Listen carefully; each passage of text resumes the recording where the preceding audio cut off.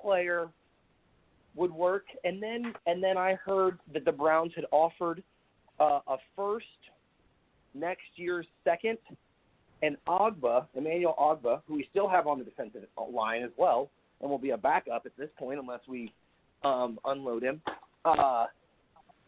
via trade. So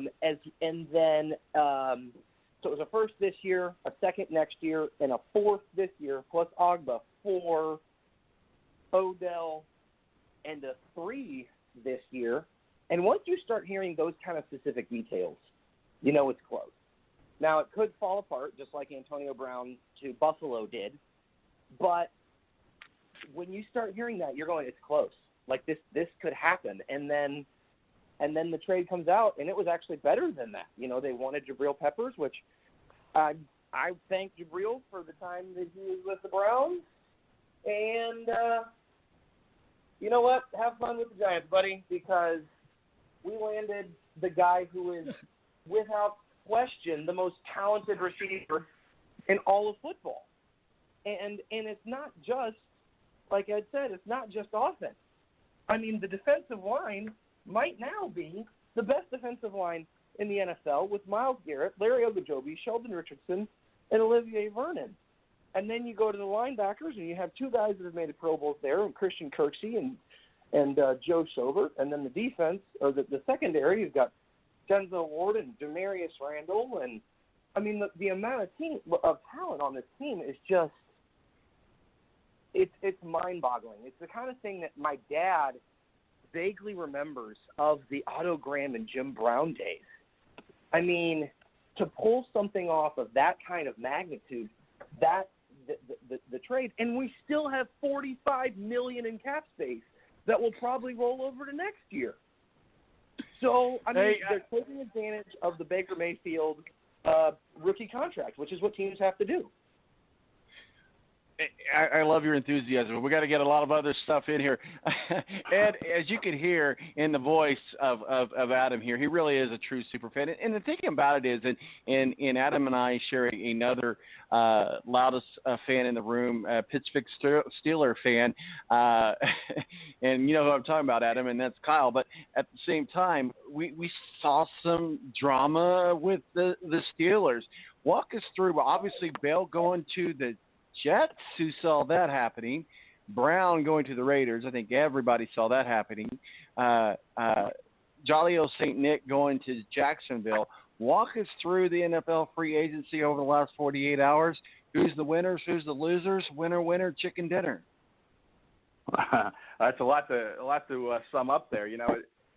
But you know, Adam made a great point there. I liked his last point about the fact that the Browns are doing what they have to do with Baker Mayfield still on his rookie contract. You know, that's huge. You know, once these quarterbacks use up that rookie deal and teams have to either decide to sign them to another a bigger long-term deal or let them go and try and find somebody else. I mean, that's what the Eagles did when they won the Super Bowl with Wentz, on his rookie deal. That's kind of what the Rams did. They loaded up with kind of some all-stars with Jared Goff on his rookie deal, and now you see the Browns doing the same thing. And that's really good decision-making right there to do exactly what the Browns are doing. And you hope it pays dividends while Baker Mayfield's on that rookie deal. But, to get off to the other points you made there, Tom, Le'Veon Bell to the Jets didn't quite get the money that he wanted, but the market is what the market is. It can, if the market wasn't there for him, then you take the best deal that you can get. And, he'll certainly help the Jets as, they try to make that next step with Sam Darnold as their quarterback. It's great to have a running game. And, we'll see Baker Mayfield benefit from that too this year with Chubb and, once Hunt gets back and Duke Johnson. So, I really like that move to the Jets. I think it's a good move for them. When you look at New York and you talk winners and losers, tale of two teams. The Jets kind of made some noise by signing Bell, and then the Giants made some noise in kind of a negative way by trading away Beckham and Vernon. And, you wonder what their plan is. To me, so far, they're kind of the biggest losers in this whole thing, just because they don't seem to really have a plan in place. Then they go out and they sign Golden Tate for a huge number, who's 31 years old.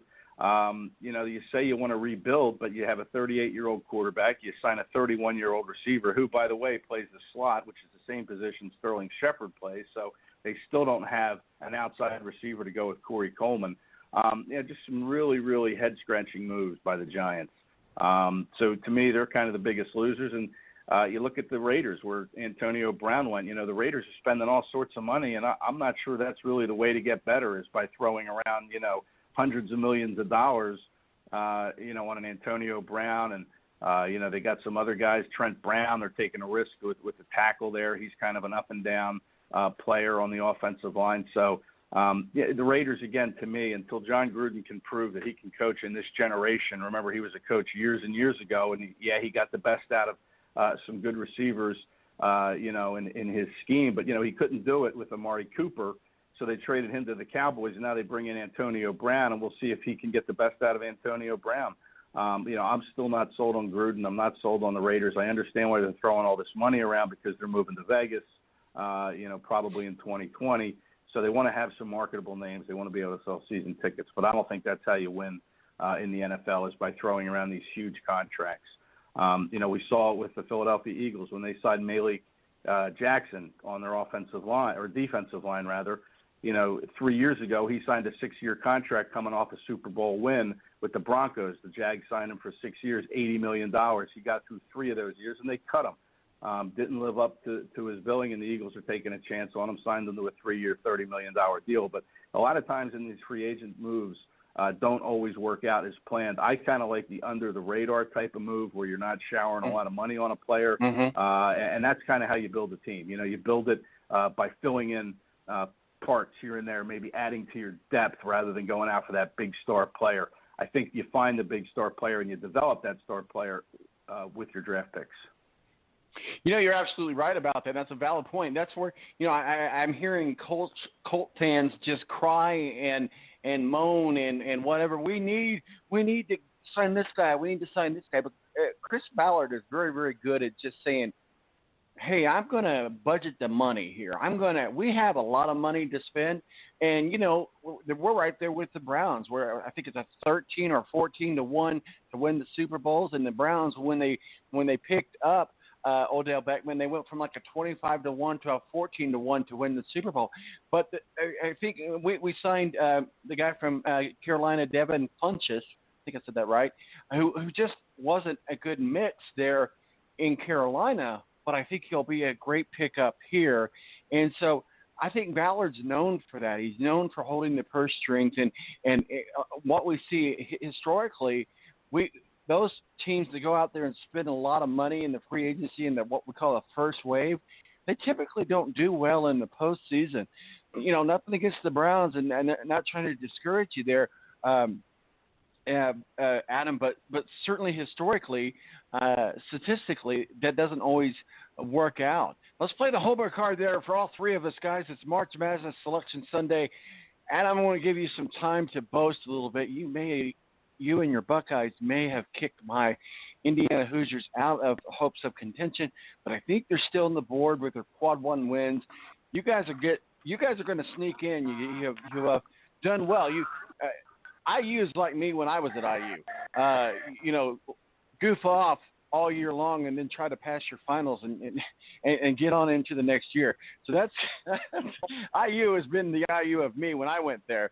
But let's talk a little bit about your Ohio State Buckeyes, Adam. What are your thoughts? Because I know you love them too. Yeah, I'm really impressed with the job that Chris Holtmann did this year. This was going to be a bit of a regression from his first year last year. Last year was a very senior-led team, led by Keita Bates-Diop, who is now with the Minnesota Timberwolves. And we knew we wouldn't have consistent scoring, but Holtmann got his guys to play really good team ball. They play great defense, force a lot of turnovers, and if they can just get enough scoring, I think they can make some noise and dance. I don't think we're not talking like Final Four. That may come in future years for Holtmann because we've got some really great recruiting classes coming. But I just think like if you watch his teams, especially being here in Indy as watching Butler. It's how Butler won. It's playing basketball the way basketball is supposed to be played. And it's a joy to watch see the program that Holtman's putting together. I'm really proud as a fan of what he's doing. Ed, I know you're there in Philadelphia, a Penn State kind of guy. I know your son though also goes to NYU. You don't really have a dog in the fight per se, but maybe you do, maybe you don't. But what are your thoughts? March Madness, Selection Sunday tomorrow, Big Ten representation. Obviously, going to have a strong representation. Even if IU's not there, you're going to see Purdue there. You're going to see Minnesota there. Minnesota, great win over Purdue. Great Big Ten championship. Great Big Ten tournament in Chicago this week. Saw a lot of good games. With IU and Ohio State, didn't quite happen the way we want. But I wouldn't be surprised if the Gophers get to the championship game, especially after what we saw them play against Purdue. What are your thoughts, Ed? Yeah, well, I mean, I think when you talk about college basketball here in Philadelphia, it's really not so much about Penn State. You know, Penn State's 3 hours to the west, but I think Philly sports teams kind of align themselves to the Penn State football program. But when it comes to basketball, college basketball in the city, it's more Villanova, which is, right up the road from me. They've won 2 out of the last 3 national titles. They're playing for the Big East title tonight. It'll be interesting to me to see where they get seeded. They haven't had the kind of year, obviously, that they have in the past, but they're still a very dangerous team in the tournament, an experienced team, even though they lost some players. It's a program under Jay Wright that knows how to win. They won the Big East regular season title, kind of backed into it. They lost on the final day of the regular season, but so did some other teams. But they had a great win against Xavier last night in overtime. They play Seton Hall, a team that has beaten them already. This year they play Seton Hall for the title tonight.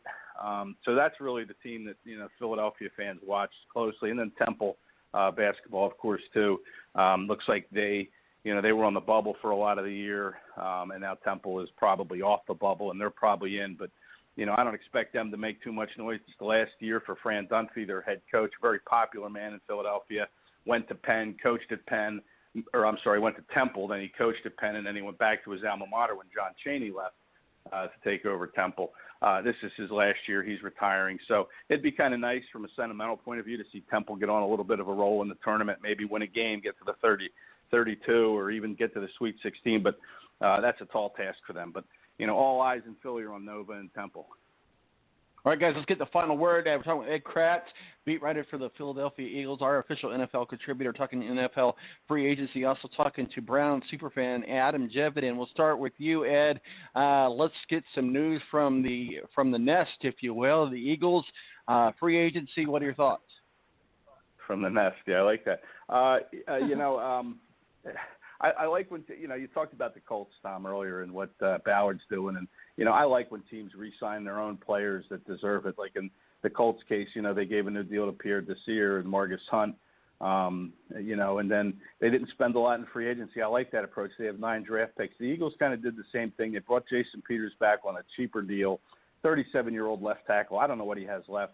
You could say that maybe they value a relationship with him more off the field than they do on the field, because to me, Jason Peters, they should move on from him. But they gave him a smaller deal. He was due to make over $10 million. He renegotiated his deal.